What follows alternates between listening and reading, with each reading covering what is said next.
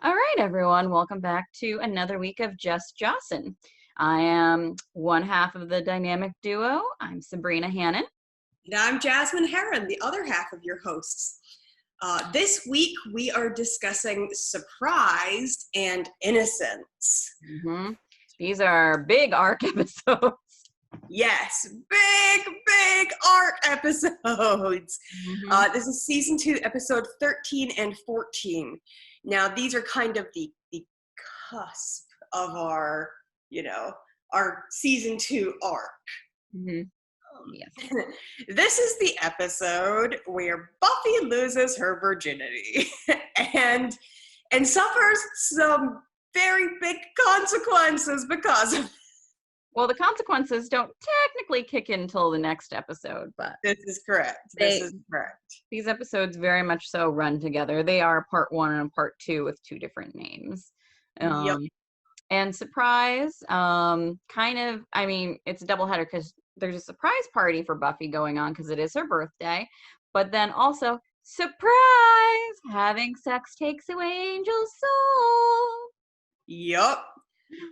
So we start off with Buffy having a dream, and she wakes up from her dream and goes down the hall, and we see Drusilla behind her, and we realize that she's still in her dream. And Drusilla is before, every time we've seen Drusilla, she's been in this wafy white dress, very kind of innocent and almost girlish looking and girlish. And now she's wearing blacks and reds and she's got blood literally on her lip, as she stalks behind Buffy. And Buffy goes down the hall and is suddenly in the bronze, the way that dreams do. And Willow is talking in French to a monkey. What she actually says to the monkey is something about where is it? I wrote it down. Hippo stole your pants, which harkens back to the episode What's My Line, when her and Oz are talking about is the hippo jealous that the monkey is the only one that gets to wear pants, or is the only one that doesn't get to wear pants, the hippo, and but all monkeys are French. That's why she's speaking in French. Yes. Yep. So yeah, which is, it's a cute little callback, but also Buffy wasn't part of that conversation. Nope. So that, this being in her dream is kind of showing that it's a prophetic dream. And then she sees her mom, and her mom's drinking coffee, and says, "Oh, Buffy, do you really think you're ready?" And then drops the plate from her drink and then just walks away. Again, very dreamlike. And she sees Angel, and everything stops.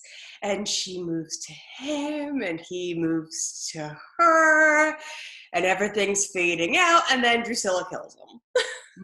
And then says, "Happy birthday, Buffy." Yep.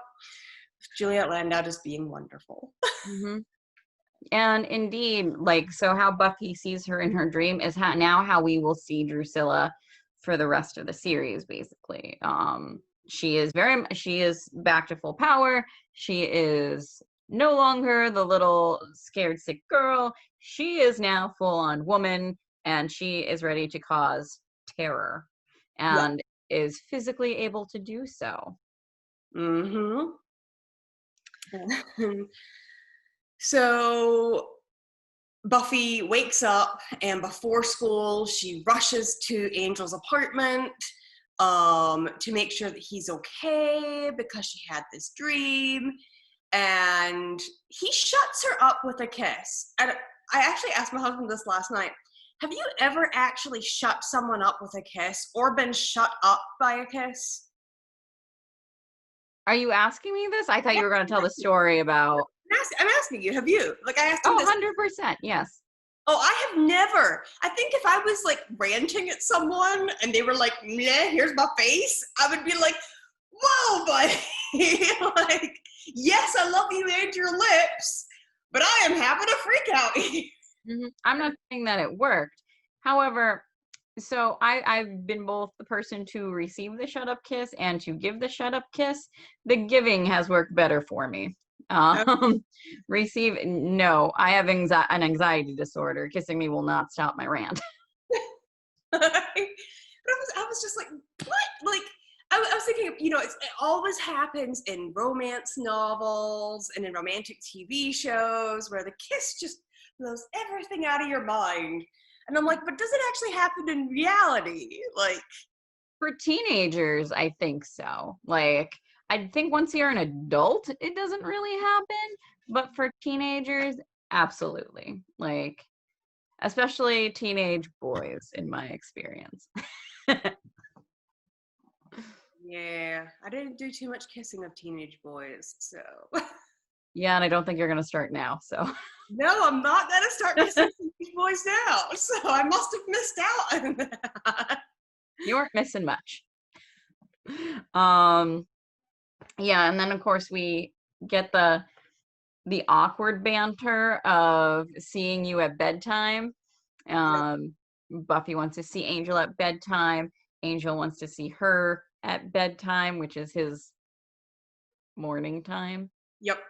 And then have you noticed that Buffy is wearing lots of rings? Was that a thing in the 90s? Oh yeah, that was rings on every single finger. Lots of rings, lots of layered necklaces, which then led us to lots those bracelets as well. Yeah.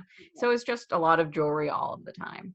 I assume Buffy doesn't wear a ton of necklaces and bracelets because she's a Slayer and you can get stuck.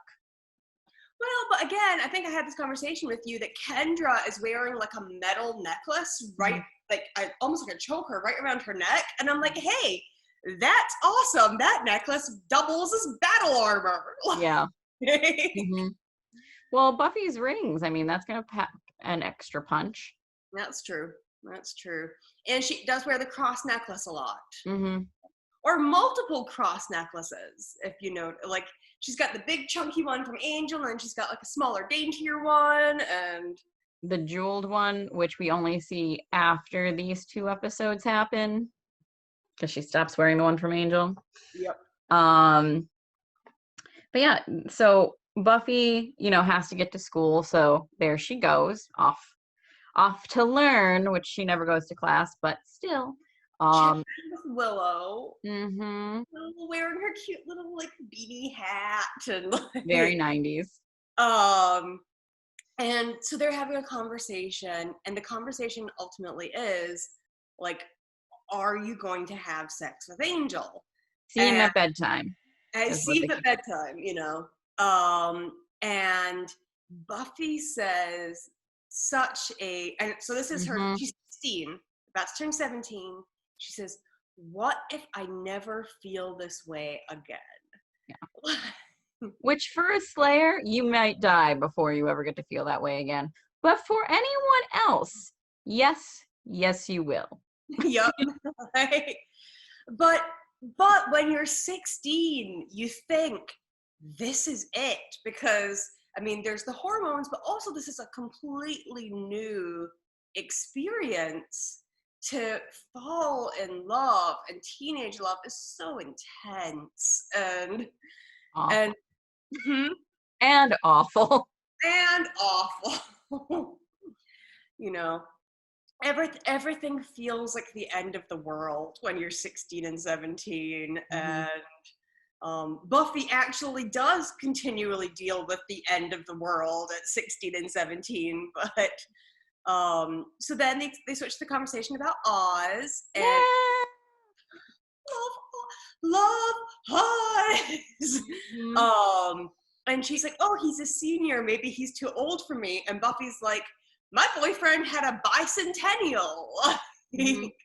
And also, like, they're juniors, so it's not like in high school, at least for me, that was never really a conversation of someone being in 2 different grades that were that close to each other. Yeah, like, if it was a freshman and a senior, there might have been some less so for sophomores and seniors, and then definitely no issue with juniors and seniors. No, because I mean, they're about to be in the same boat anyway. You are a year apart in age. Like, that's not a big deal. And I mean, they're maybe halfway through the school year. It's not like the very end of the school year. So I don't see, because they mention that Oz is a senior and that Willow is a junior so many times throughout the next couple of episodes. Like, it's just like, what is this? But anyway, so. Well, I also think they come from two different social castes. That part I understand. Like, that is very true. But that's not what anyone is saying. Yeah. And it's not like these people have been suave and kind with their wording in the past. Yeah. So Willow goes to talk with Oz. Yep. And she's being kind of awkward. And then he just kind of backhanded asks her out. And it's so sweet because it takes all of the like stress out of the situation. Mm-hmm. Where he's like, I want to ask you out tomorrow night. Mm-hmm. And I'm nervous. I'm working up the courage too. And then of course Willow is like, well, if it helps, I'm going to say yes. And then when he does ask, she's like, oh crap, I can't. That's Buffy's surprise party. He's like, you keep it interesting. Yeah, oh, it's so great. But like again, he's so calm about it. It's so casual. He's like, I like that you keep things interesting. Mm-hmm. And so Willow invites Oz to be her date to Buffy's party. And she stumbles over the word. She's like, my date. Like love awkward Willow. Love awkward Willow. And this is flashing forward to the future. But like Willow to Oz almost ends up being Tara to Willow. Have you noticed? Yeah. Like Tara's kind of awkwardness towards Willow and yeah. I think because Oz is Willow's first love, and based on Tara's family, there's a very good chance that Willow is Tara's first love because it's the first time she's able to get away from them. Well, I mean, but they do talk about, again, this is way flash forward, Willow and Tara end up having an argument where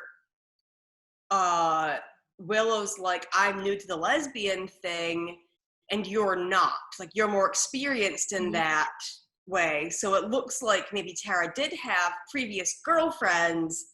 That doesn't mean they were loves. But that doesn't mean they were loves. But so then we flash to Cordelia and Xander. And Xander wants Cordelia to go to Buffy's party with him as his date. Yep. And she was like, oh no, that's embarrassing for me. Like, it's not embarrassing for you, it's embarrassing for me. Which, I mean, you can't take that well. I mean, Xander probably takes it as well as someone can. Like, that's harsh. Yeah. Very harsh. And Xander's like, okay, bye. Although, also, Cordelia is bothering to go to Buffy's party. So that's already going to put her in the not so cool category. Just put that cherry on top of the sundae. Yeah. But again, like Cordelia is very much stuck in her, social caste mentality where she's slumming it with the Slayers just because, the Slayers and the Scoobies know about this other world that she now knows about. Like, who else is she going to talk to about this stuff that is so much bigger? I think also, because in the first season we hear Cordelia talk about how she doesn't know if anyone really knows her or if they're agreeing with her just because she's popular. She doesn't have to worry about that with the Scooby. They are very blunt with her, and they let her hang around but like, it's not because she's popular. It's because they like her on some level. If for no other reason for Xander initially, then it's somebody else to kick around that's not him. And then obviously the smoochies come in later. Yep. And so then we go to Buffy, Giles, Xander, and Jenny Calendar. Mm-hmm. And they're talking, and Buffy's talking about her dreams. And, Jenny Calendar's kind of watching, and there's like a few snippets where they kind of see her keeping her eye. And then we go to Spike. And Spike is Spike is confined to a wheelchair. I think this is the first time we are seeing Spike since his injuries. Is it? Mm-hmm. I think so. We're seeing Spike and Drusilla. Yeah, so half of his face is like what you would expect a burn victim to look like if they had super healing powers. He's not completely healed, but he's not as jacked up as he should be. Yep. And then he's in the is still healing, and Drew comes in her I'm a power bitch outfit, and she's talking about a party that she's having, and she throws the best parties, and so I guess her birthday is also coming up. I think it's her welcome back to the world party, more so than a birthday party. Yeah, or was it like her return to death, her vampire, it's her I'm well party. Yep. And so then she sees the red flowers, and she can't abide the red flowers. And I just have to say, Drusilla feels every emotion so deeply. Like Juliet laid out, when she is playing this role, when she is happy, she is happy. When she is sad, she is sad. When she's angry, she is in the moment, and there's no filter. Yeah. And so she's like, ooh, can I open a present? Can I open a present? And she is so excited. Mm-hmm. And so the lack of a filter thing is very much so like someone who has experienced severe trauma and who has lost a bit of their mind, like that completely plays into that. And whether or not she did research on that, I don't know, but she does the work of someone who has been mentally ill for centuries. It very much so shows on her. Mm-hmm. But yeah, the begging to open the present, and she has multiple ones that have been brought in, all in these black cases or boxes, depending. Yep. But we don't actually get to see what the gift is, just that she's very excited about, because Spike says she can open just one. Yep, and she says it reeks of death. Mm-hmm. So then we go to Buffy chatting with her mom, and Buffy is like, I'm 17 now. Wouldn't that be a great thing to get a license? And Joyce is like, do you really think you're ready? And the way she says it is intonationally exactly the same as Buffy's dream. And then she drops a plate, and it's not the same plate from the dream, but it is. It's a bigger plate. It's an actual dish for dinner. Yep. But the same thing, it shatters, and Buffy's like, oh no, that was my part of the dream. Mm-hmm. So now she knows. Like she was worried before that it was a premonition. Now she knows it was. Mm-hmm. And then we jump to Jenny Calendar is in her classroom, and she gets a visitor. It's a man who turns out to be her uncle. Uncle Enos. Yes. And he has a very thick accent of some sort. I think it's basically generic Eastern Europe. Yeah. That's basically what it is. And now, like, the pieces of Jenny are all coming together because we know nothing about her past. Mm-hmm. And also, her uncle kind of has the same look as the Watcher from the movie. Yes, Whistler. Yeah, very much so the same look. They could be related. We know that those actors aren't, but Yep. So this is how we find out that Jenny is not who she's Yana. yeah. Yana of the Kultarash people. Mm-hmm. And that, which he then ruins by being like, oh, and in layman's terms, a gypsy. Yeah. So,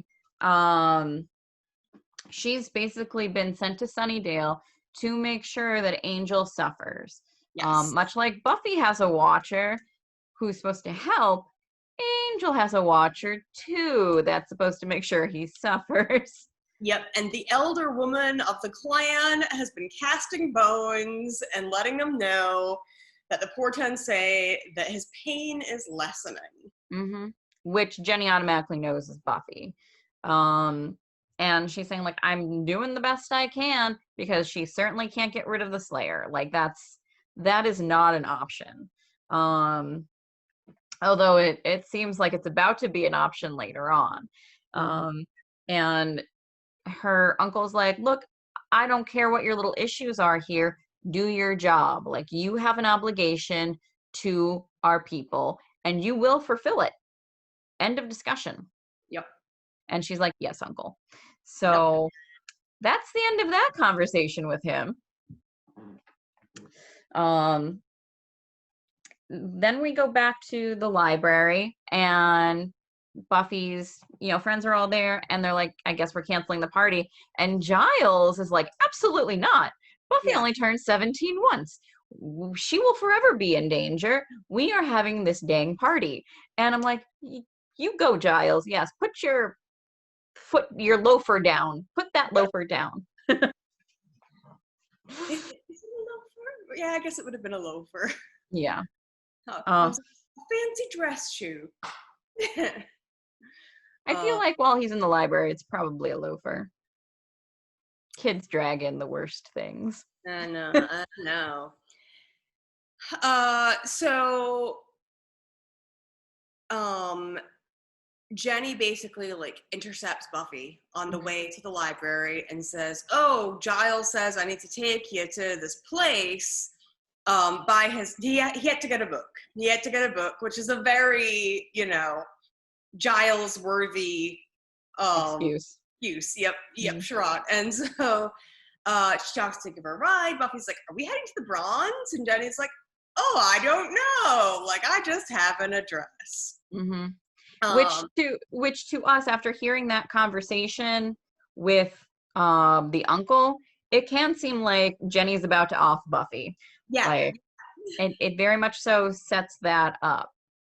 And so, especially when they get to the Bronze, there's a horde of vampires waiting for them. With good old Dalton, the, bespectacled vamp with glasses, the nerdy vamp. And so she goes over to, like, fight them, and Dalton tries to run away with the arm. But, she stakes everyone, and then she, like, I don't know, does Jenny get the, like, Dalton Jenny gets the arm. Yeah, Dalton runs away and Jenny gets the arm. Buffy, I feel like to get the arm off of Dalton, Jenny probably had to kick him in the shin. Give me that. If that. Yeah. He might have seen her and just went, ah! And so, like, Buffy, like, busts through a window to do all her Slayer duty, and everyone's like, oh no! And they're, like, moving forward, except for Cordelia, who's just being Cordelia, still waiting to do the surprise party thing. And keep in mind, Oz is there, and Oz is not in on the Buffy secret yet. Yep. I mean, now he is, but yes. Up until this point. And, like, so, like, she does her slaying thing, and then they, are you okay? Are you okay? And then they, like, turn to Oz, and they're like, are you okay? And he's like, yeah. And like, everyone see that guy just turned into dust? And he, like, shrugs, like, yeah, and Xander's like, Willow, explain everything to you. And Willow starts to, and she was like, I know, this doesn't make any sense. And he's like, no, it explains a lot, actually. And Oz, as the kind of outsider of society, I think is not as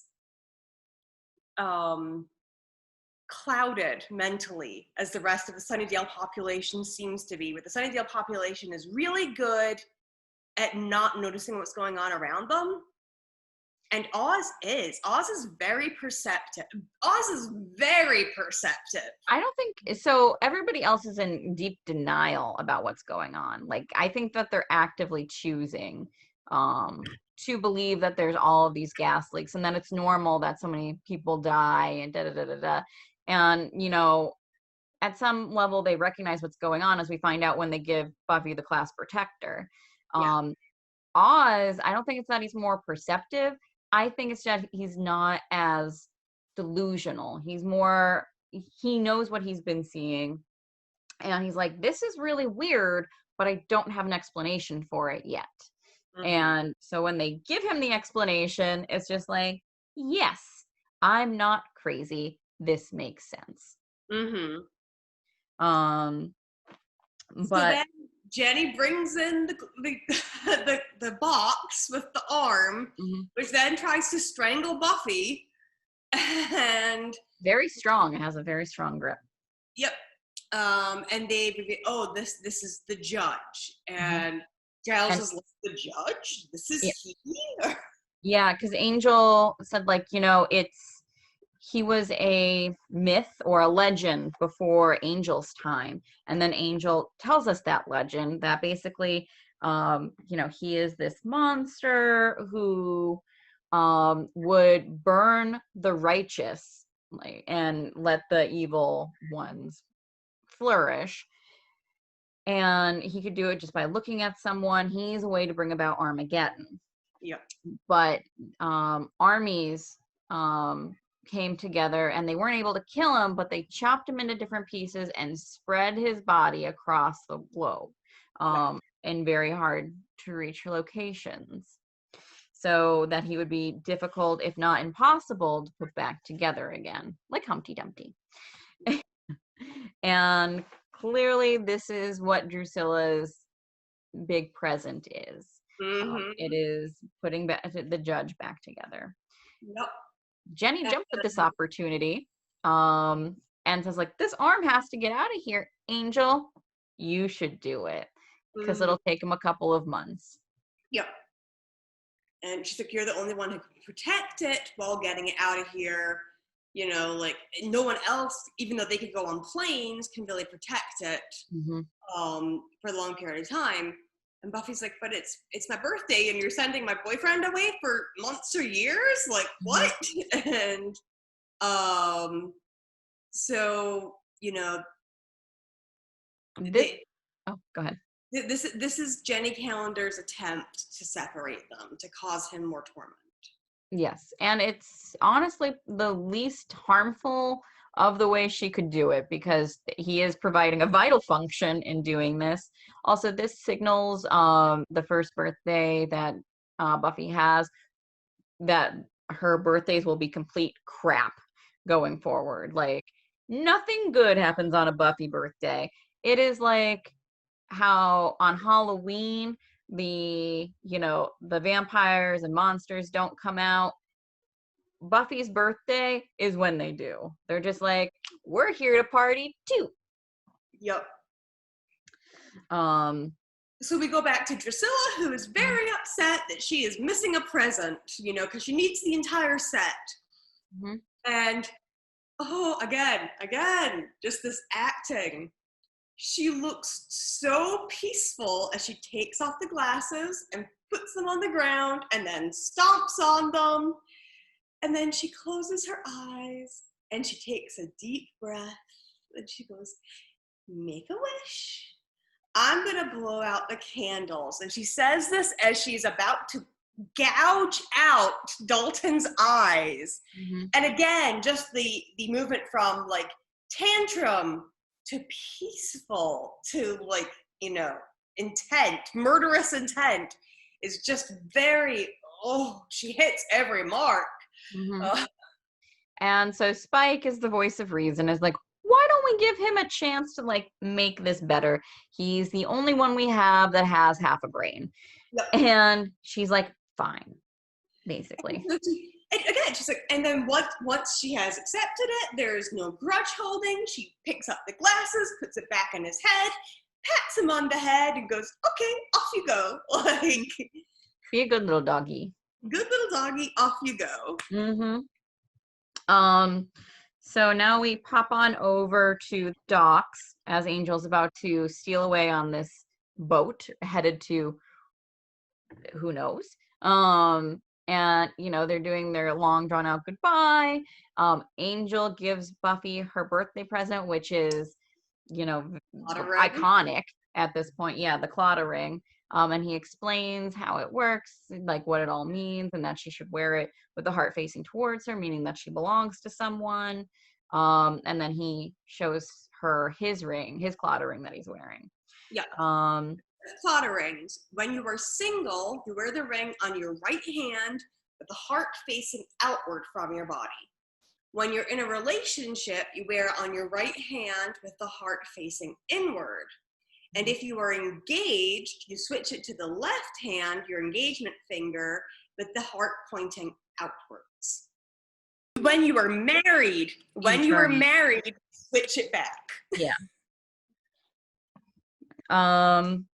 So they get their smoochies on yet again with tears, and then they get jumped by vamps. Yep. Because they want that arm. Yep. And they get the arm. They do. Buffy gets tossed into the water. Angel dives in after her. And then they show up shivering like little rats. Well, at least Buffy is very shivery. I'm not sure if vampires can really get cold, as they are cold. So they head to Angel's place for like a place to warm up and for safety, even though vamps can just tramps on in. That's actually a really bad plan. You're jumping ahead. Am I? Because first they go they split up. Buffy has clothes at the library. Jenny takes Angel back to his place to get change of clothing. Then they say, here's the plan, we're going to go to the factory to yes. We're going to go to the factory to to put a stop to what's going on, since they now have this arm. They have to keep the judge from being assembled. They get there and he's already been assembled. And it's Brian Thompson. Yep. And what's interesting is, as soon as he's assembled, he wants to burn Spike and Drusilla because they share love and affection, he says, between them, and jealousy. And Spike's like, hold on here. We brought you back. So none of this burning of us. And F off. So then he looks at, what's his name with the spectacles? That vamp? Dalton. And he's just like, he loves books. Let me kill him. And they're like, go for it. Yep. He got the arm back. He served his purpose. Go ahead. So he incinerates with his touch Dalton, and he is no more. And Drusilla with her really excited, and she goes, do it again.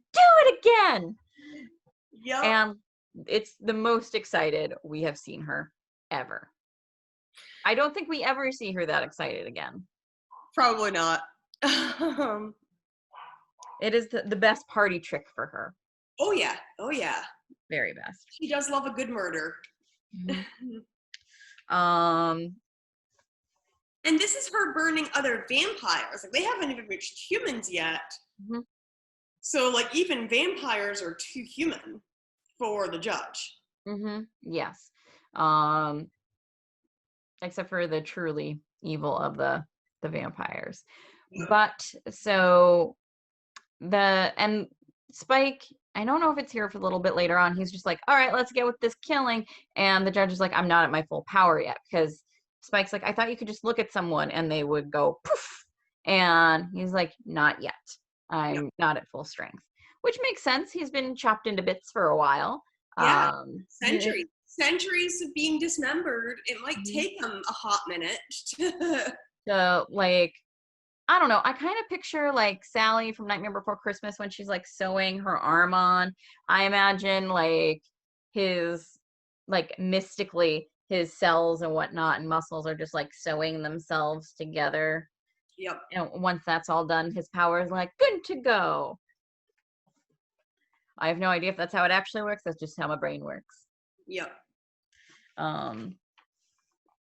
But so Buffy and Angel head to the factory after another dream of Buffy's that gives them a clue. And she falls asleep in the library. He falls asleep in the library. She sends everybody out. She's like, go look at all the different places where arms and legs and limbs and heads could be coming in, and check back in. Let's see if we can stop them. We'll go, to see if we can deal with Drew and Spike before the judge is assembled. Unfortunately, the judge is assembled and has sensed their humanity. Yeah, and he kind of like looks around like he smells something odd. He's like, mm-hmm. and then he's like, aha, you. Because Buffy's obvious. The two of them are the only ones in the room with humanity, other than like Drusilla and Spike, obviously. Yeah. But I mean, the humanity that Angel and Buffy would have as compared to them would be extensive. Oh yeah. So, recognizes the humanity in them and sicks everyone on them basically, because he still doesn't have the power to be like, you dead. So they're like, shit, we gotta get out of here, and they book it, not karate chop. Well, so, I mean, Buffy can't even touch him. Yeah. But she kicks him away, like, with her heavy boots, she kicks him away, and even that is enough to, like, hurt her. Yeah, and Angel says before, like, no, don't do that. And Spike is, before that happens, Angel's like, no, kill me. And Spike's like, you don't understand. This isn't an either or situation. It's who goes first. Yep. And you're going second because we want you to suffer. We want her dead, but we want you to suffer. Yep. But they escape into the sewers and they go back to his apartment. And Buffy is shaking. She's wet. She's probably feeling feverish from having touched, even briefly, the judge. Through a shoe. Like, that's how intense he is, even not at full strength. And she's got like a small cut on her back, and Angel tells her to get under the covers to get warm. And she's like shivering and she like gasps, and then he's like got his back to her and he's like, if he first starts to ask permission, he's like, can I? And then he stops. Smell the cut. He can smell the blood. Yeah. Like, David Boreanaz does this thing with his face where you can tell he smells blood. Yeah. But so he starts to ask permission, but then he stops asking permission and demands. He says, let me see. Yeah. Which I was like, okay, like I know that he's trying to be a little more direct here, but so then they are kind of like holding each other. Her cut's already closed. They're holding each other. Buffy's like, you almost went away today. He's like, we both did. And then he tells her that he loves her. Like, he just, I love you. And he's like, I tried not to, but I can't stop. And then she tells him, like, I love you too. And Angel starts to be like, maybe we shouldn't. And Buffy's like, nope, like, we should. Yep. And I want to see you at bedtime. And there's at bedtime. And they don't really go into details here. No, it's very, TV wasn't like it was today. This is not Riverdale. This is the This is 90s not WB. Blood. This is not like, well, I went with Riverdale because it's on the same channel, but like 20 some years later, and they show a lot more now. But yeah, so then the next thing we see, they're asleep side by side. An Angel like suddenly like sits up and he's like, and he like runs from the bed, and there's thunder and lightning, and it's very dramatic. There's lots of rain in like these couple of episodes. Like I think from here for like 4 episodes out, there's just a ton of rain scenes. But I'm also confused because he goes from like not dressed. He must have been like pulling on clothes as he's going out. Like, to dressed. Mm-hmm. And he cries out Buffy's name, and Buffy's still sleeping. Which how very unslayer of her. Like, I know. The only thing that explains it is the judge thing. Like that zapped away some of her powers still. Because by all means, she should have heard Angel calling her name. Like even as a human, if someone's outside screaming your name, you generally like wake up. Yeah. Never mind if you're a slayer. And this takes us to Innocence. Yes. And this one was both written and directed by Joss. Which the last one was written by Marty Knox. And I was surprised when I saw that Joss didn't have as much to do with that episode as one would think. Yep. But he really wanted to do Innocence. He wanted to do Innocence, and it's kind of because he's driving home a moral point. Yeah. But not the moral point that you might think. like honestly, it's not the point that one might think. Yeah. So when we open up in Innocence, it opens up with Spike. And he's really concerned, and Drew, so Spike and Drew are there. Drew collapses with a vision. And we know what that vision, well, okay, we don't know what that we know it has something to do with what has happened with Buffy and Angel, specifically Angel. And so Drew sees this, she collapses.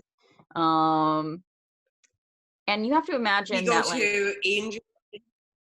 Yeah, and you have to imagine things that involve her sire are going to hit her harder than your average visions because there's such a close connection. Like literally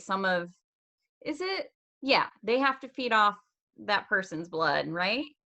Or is that so literally in theory part of his it's a whole thing. Yeah, so part of him is in theory with her, so because of that connection, anything that happens to Angel vision wise, I would imagine that's why she collapses when things involve him.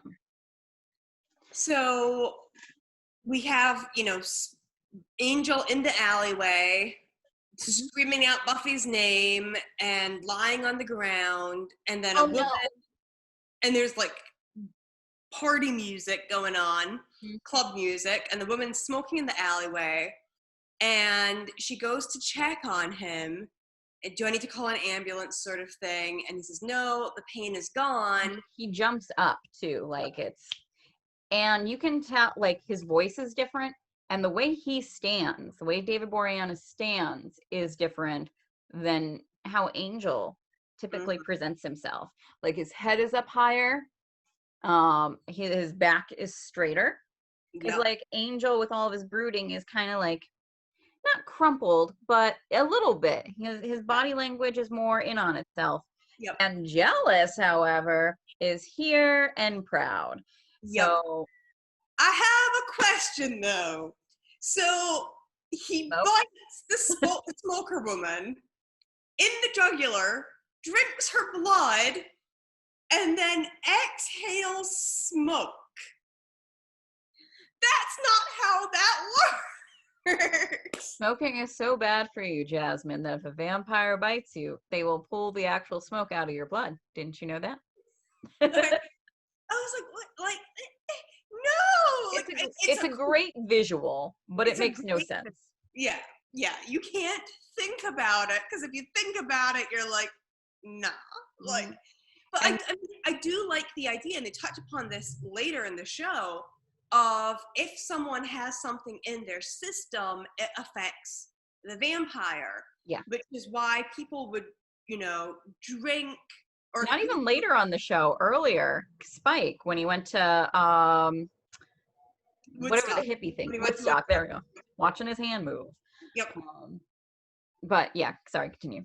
But so maybe he'll get like the nicotine hit, but like he wouldn't get the smoke, he would get the nicotine hit. I would not want to see Angelus in a Nick fit, like a nicotine fit at all. The other thing is, so we've seen this before, and we will continue to see it. It's mentioned even by Willow, I think, in this episode. Anytime someone's smoking, they're bad. Mm-hmm. Like, they are not the cool kid. They are bad. Now, it backfired for Joss with Spike. Spike, we were not supposed to love him the way we do, but darn it, those quips he has are just too darn good, and James Marsters is a fox. So, yep. Sorry, Joss. You played that one very, very wrong for you, but great for us. But yeah, anytime you see someone or a reference to smoking, that person is bad. They are an undesirable person. Yeah. Every single time.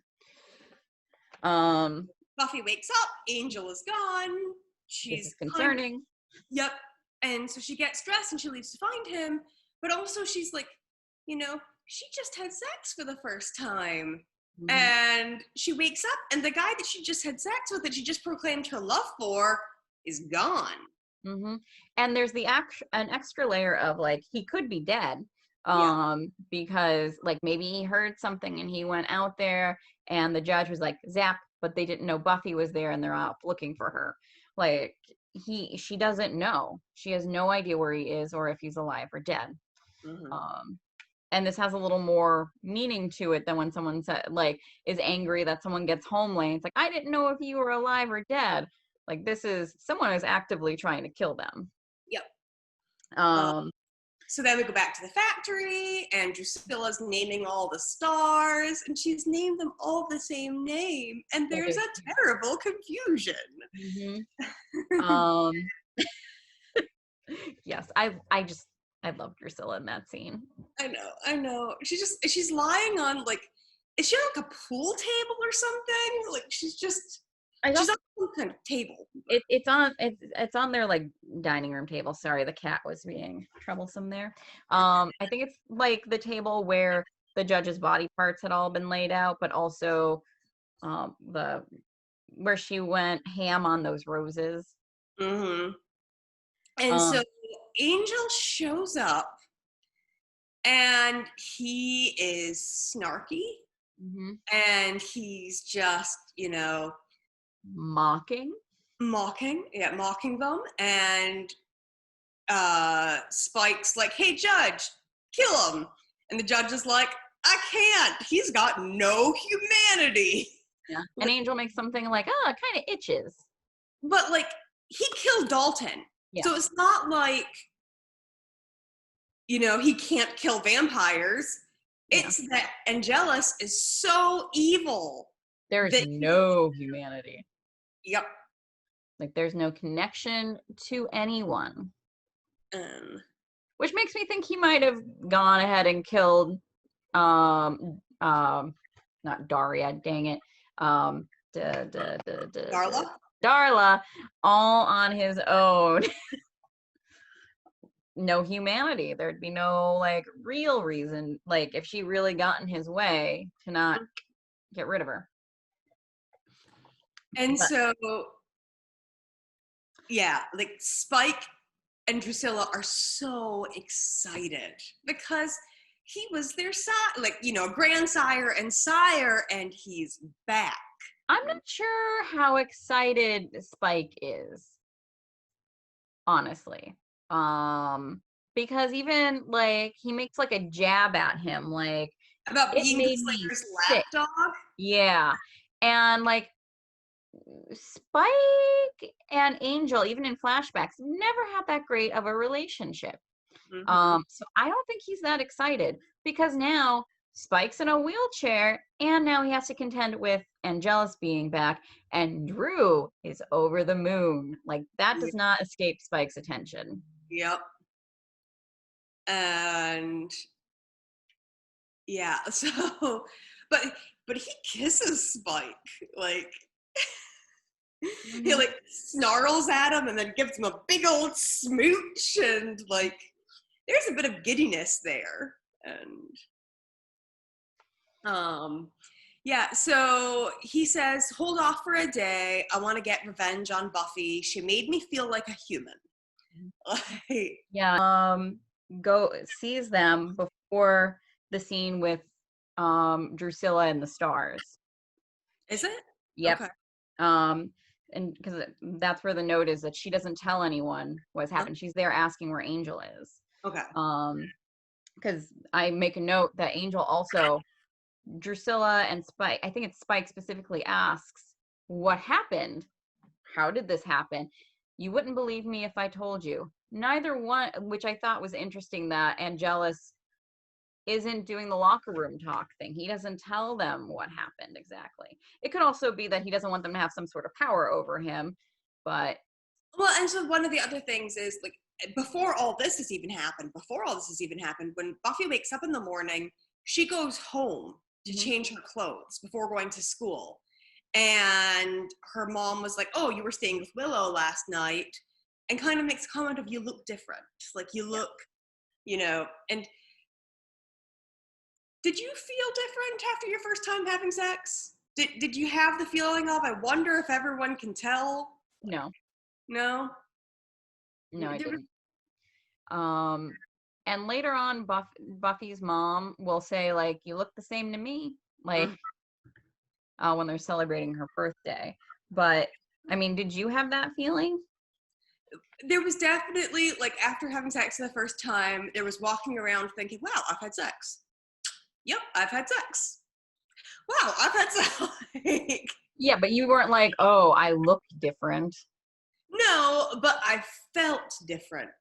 And then because I felt different, I was wondering if, like, people could tell that I felt different.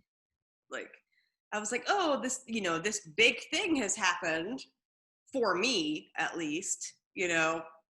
I wonder if it's showing. Yeah, I kind of wonder if that's what, like, Joss was trying to go with the conversation about, like, Buffy feels different.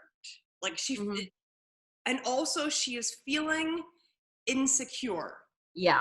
Because she just, you know, like, consummated her first love and woke up and he's gone. Like, so she is feeling, you know, where do we stand? What's happening? And so when she goes to the library, Willow and Xander are like, we were gonna come rescue you. And you know, she's like, he's not here. She doesn't tell them what happened, but I think Willow has kind of clocked something. Like, she's, you know, being perceptive there.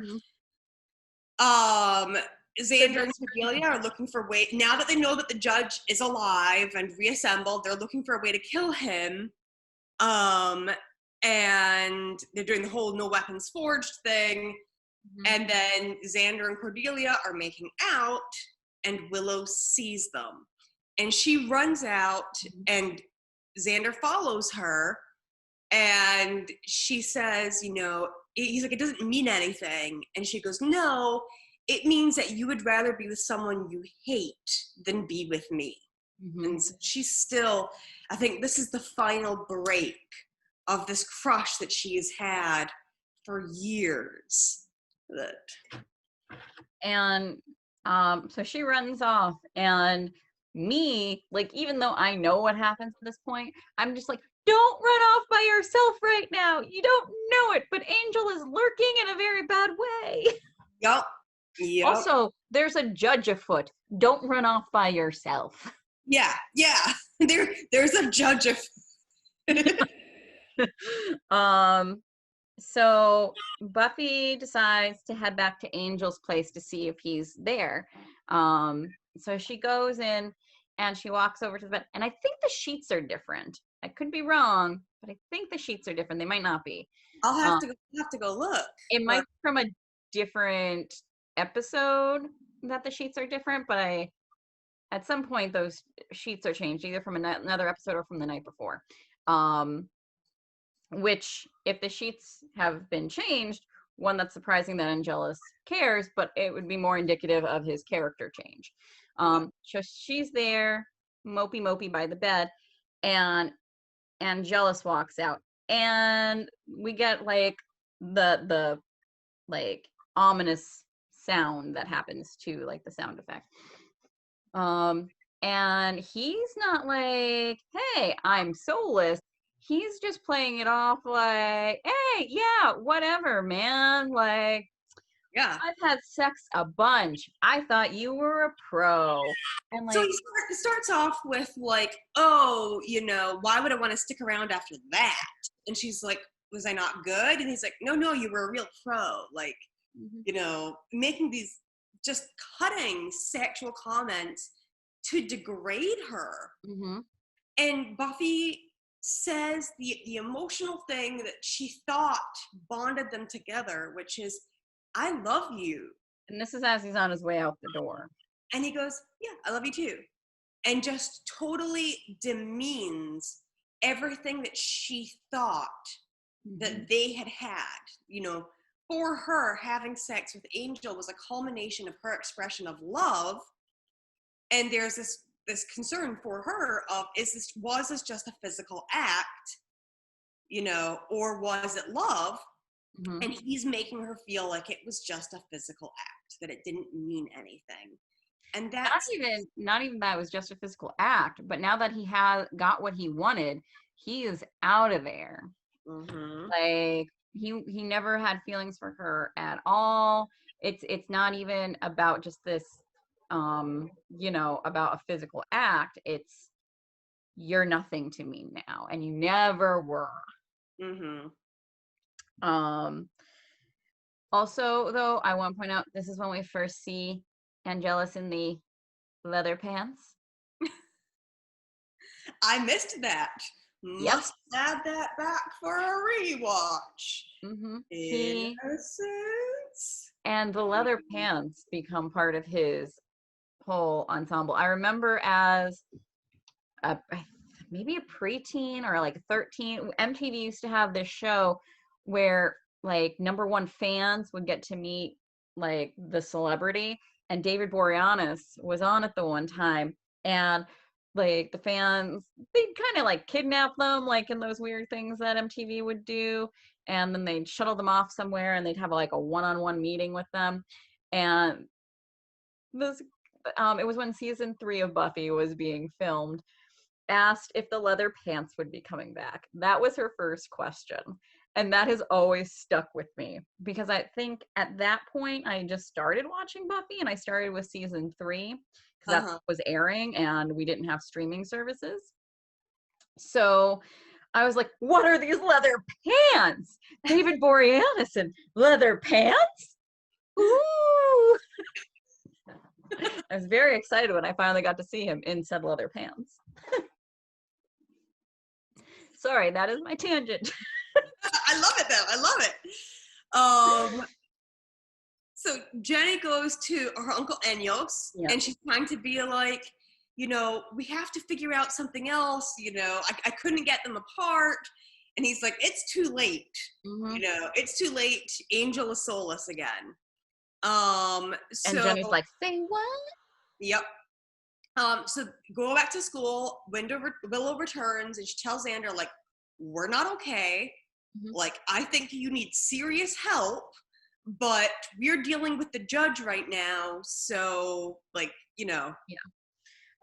Also, so Jenny's uncle, it's worth noting, I think has a hotel room there or a motel room. Yep.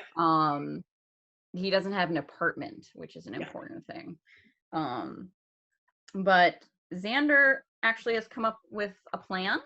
And he needs both Cordelia and Willow, but he needs Cordelia to actually he says he needs Cordelia because she has a car, but the car isn't big enough. And that's when Willow says, like, well, I'll get Oz. He has a van. Yeah. Well, again, we haven't quite reached that point yet, because first the lights go out. He's like, I'm having a thought, now I'm having a plan. And then the lights go out, and Xander and Willow are like, oh, hey, Angel, who's hiding in the shadows. And that's when Jenny calendar shows up and says, Willow, get away from him, because he's like, come here, I want to show you something. This is also the first time that Xander ever blindly listens to Angel. He says, like, go get the others, and Xander. But he stops. Senses something. Stops. Mm-hmm. And so Buffy arrives, and Angelus makes it clear that he's evil now. And he already has Willow at this point. Like, yes, he nabs her and is holding her by the neck, because if you're gonna hurt Buffy, you go after Willow. Yep. So then Angel kisses Buffy, and he's like, things are about to get interesting.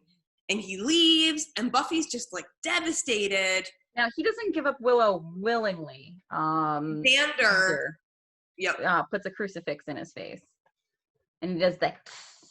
Yep. Thing. Oh, I love that. Do it again.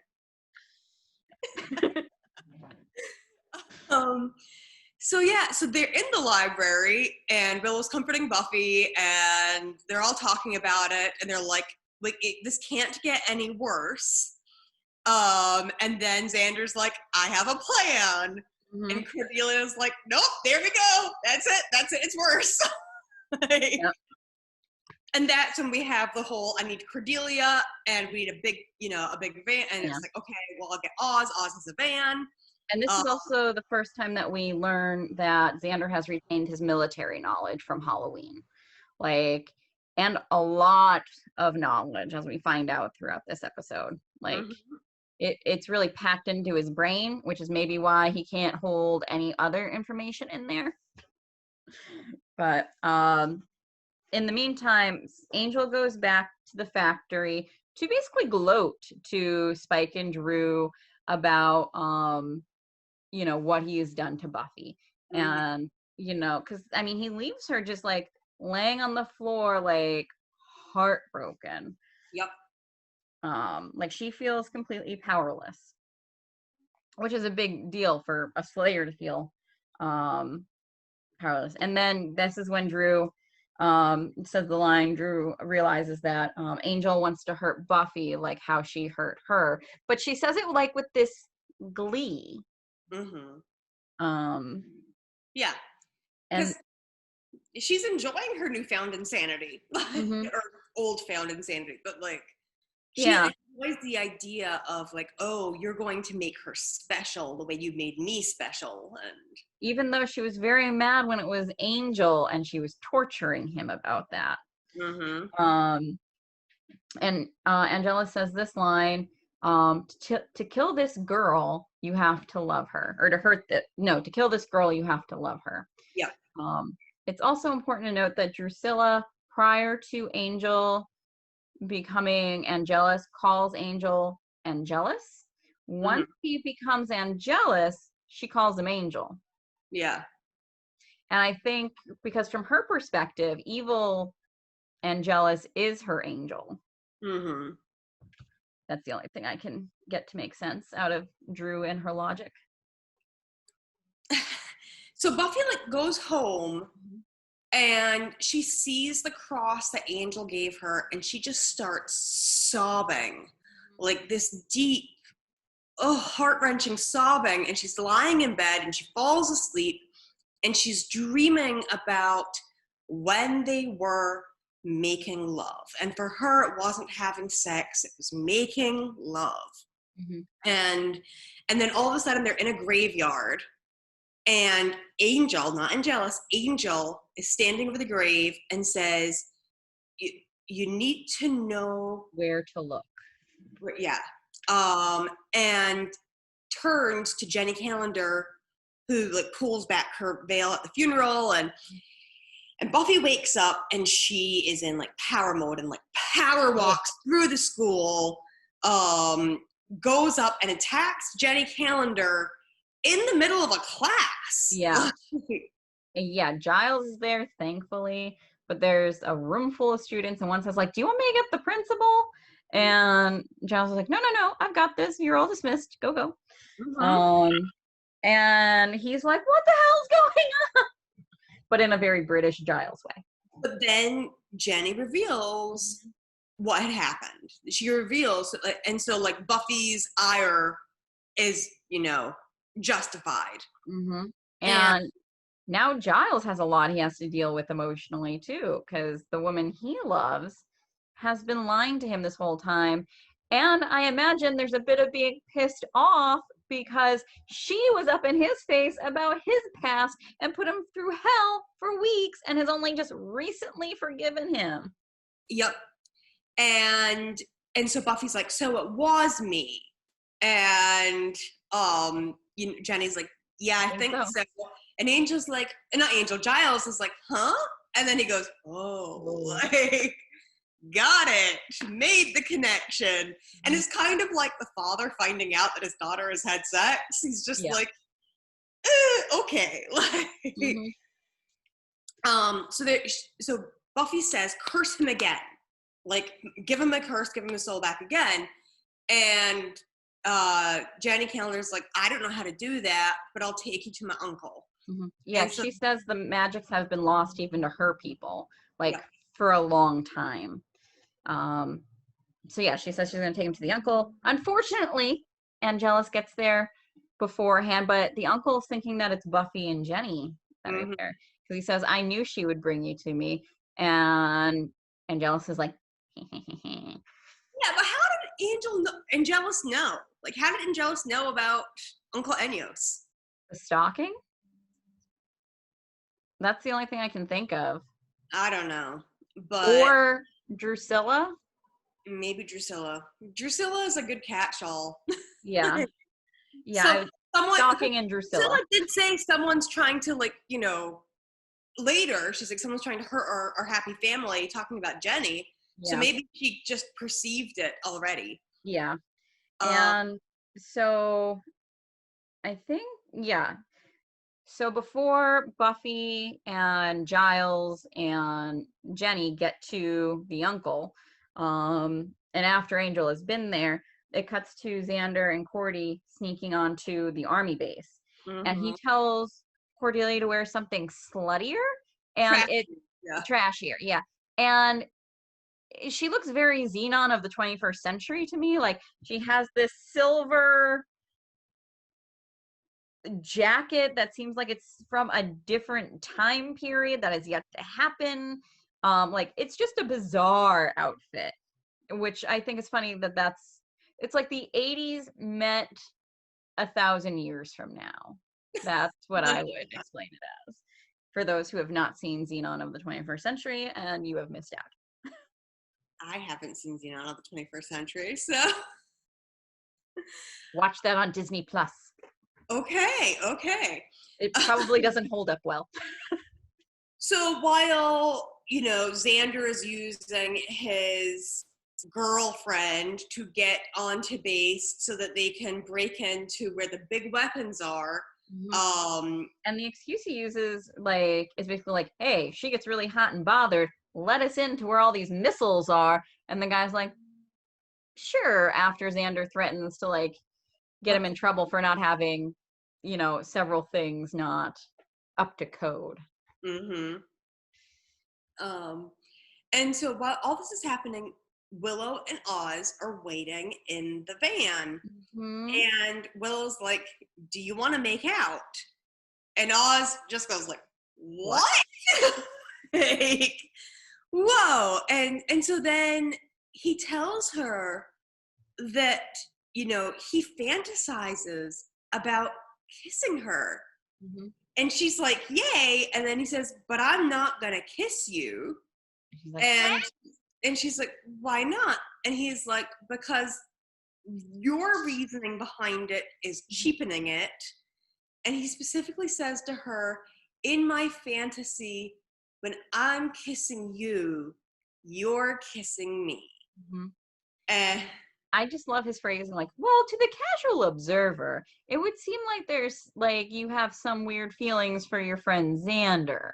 yeah. So he's completely picked up on that.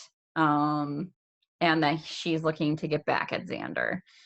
And it's completely the right call by Oz, because I think he knows, or at least he's strongly hoping that if he gives her enough time, they have a connection. Yes. And she just needs a little time for that connection to grow.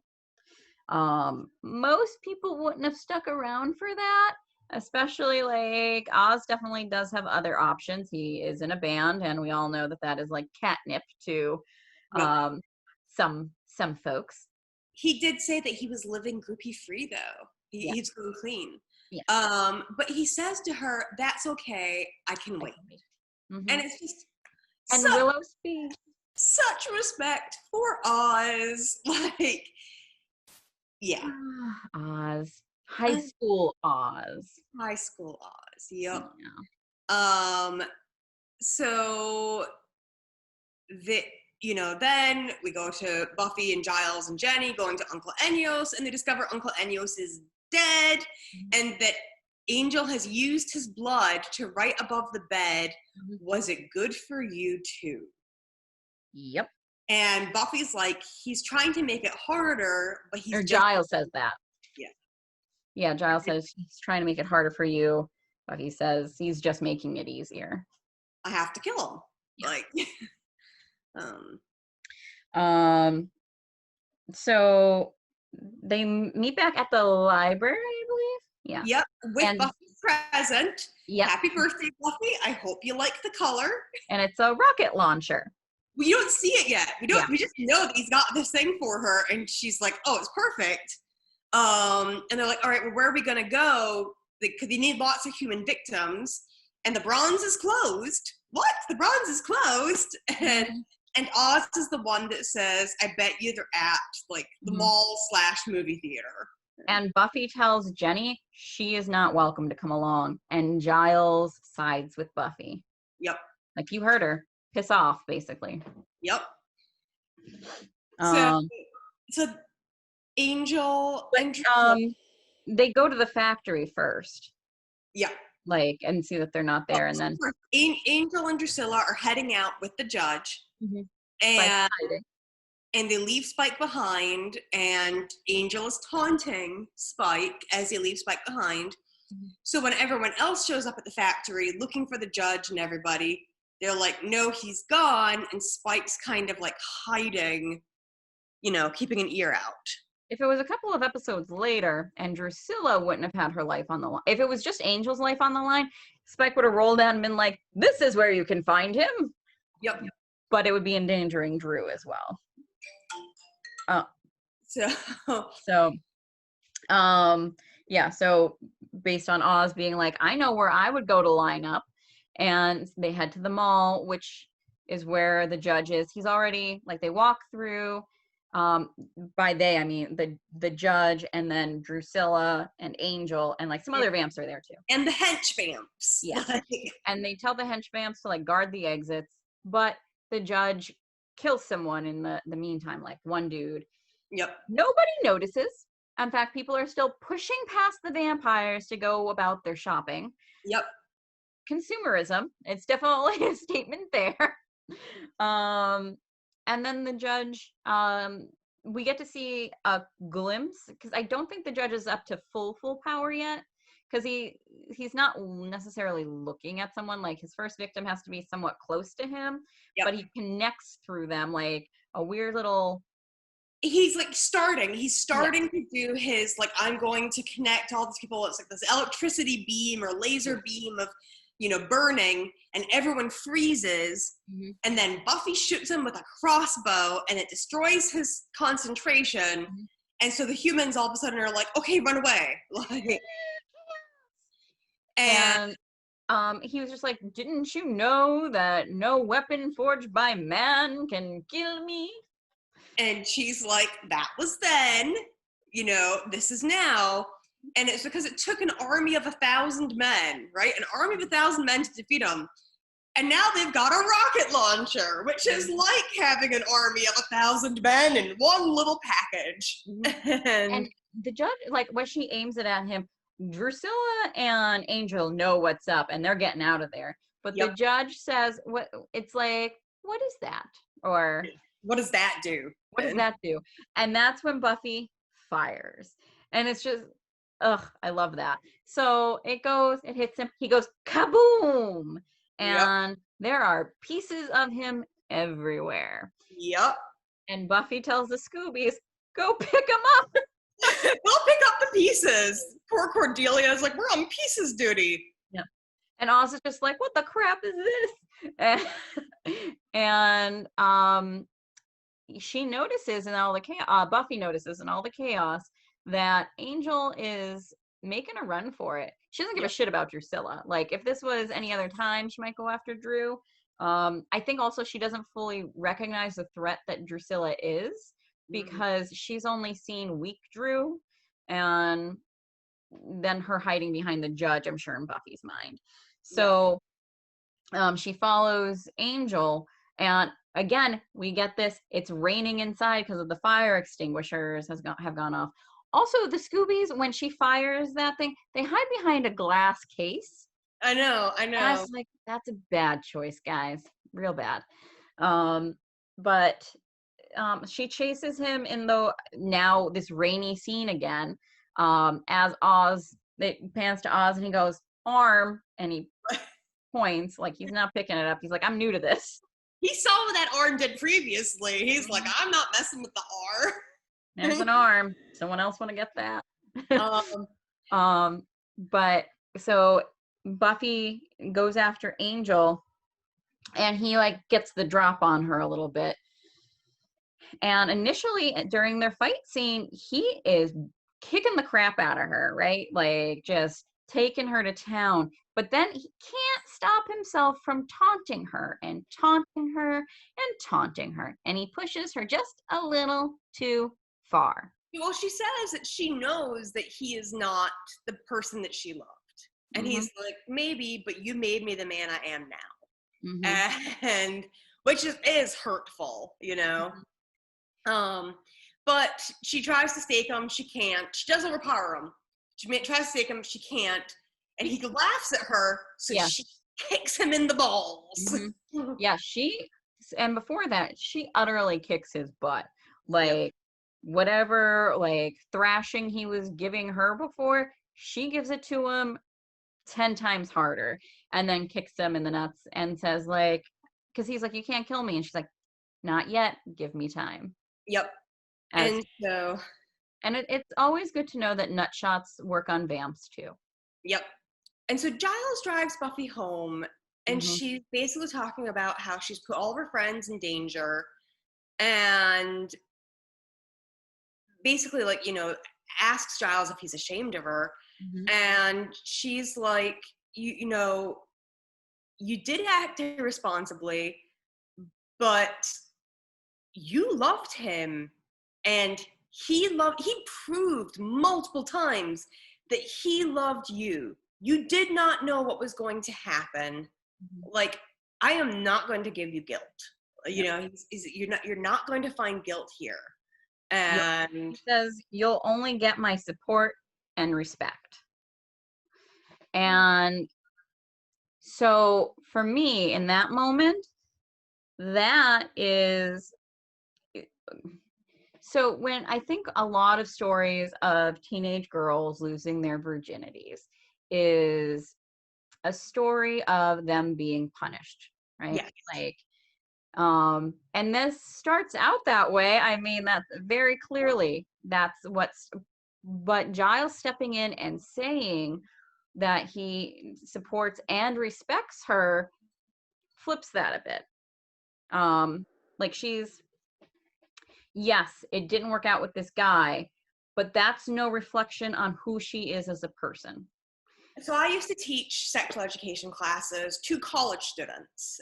And one of the first things I always talked to them about was, what do you want?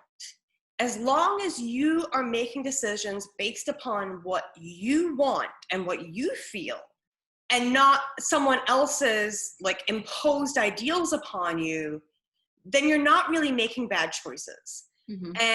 And so if you want to go out and have a casual hookup, as long as you're being safe about it, there's no shame there. If you want to wait for a romantic partner, there's no shame there. You know, if you want to wait until marriage, there's no shame there. As long as you are communicating that with your partner, as long as you are coming to terms with what you want as an individual. And Buffy was in love with Angel, and she had communicated, they've kind of talked about it. She knew she wanted to have sex with him. She was ready for that step, or at least she thought she was ready for that step. The fallout that came afterwards, that's, I mean, not to the extent, but there is no guarantee that the person that you choose to be with, or the people you choose to be with, are going to be the people that you've built up in your head, or they're going to remain the same. There are no guarantees, but she did not make, you know, a bad choice. I do think overly investing in this is the only love of my life, he's the only one I'll ever love, you know, mentality is very young and is very, you know, is very 16/17-year-old girl with a certain amount of naivete to it, that maybe Angel should have communicated better with her, considering he's 248. But no, she was not, you know. Buffy did nothing wrong. The things that happened, she didn't know about. Like, Angel losing his soul ultimately is not her fault. Like, because she didn't know. It wasn't something she set out to do. No one, like, and that doesn't normally happen. Like, that's not something one would expect. And it would be the same thing if you were dating someone and they turned out like basically as a sociopath. Once they had sex with you, they decided they were done. If they were acting as Angel were and were sweet and genuine and loving, that's not on you. That is on them. Which we will eventually find with Parker. We will have the Parker conversation in the future. But and then so Buffy does go into her house and curls up with her mom on the couch, and her mom has some cupcakes, and she's like, sorry, I don't have like a big cake. Lights it, and she's like, you're not gonna make me sing happy birthday, are you? And says no, but she also doesn't want to blow out the candle. She just lets it burn. And that's how it ends. But also this is when Joyce says, you know, how was your birthday? And Buffy says, I got another year older. And Joyce says, you don't look any different to me. Yep. Which is, again, externally, she doesn't look any different, but internally, a lot has changed. Oh, yeah. And Buffy has had to age up a whole lot in this last birthday. Not so much from the having sex, which was what she felt to begin with when she felt different, but from the devastating grief that she is now feeling of the loss of her first love.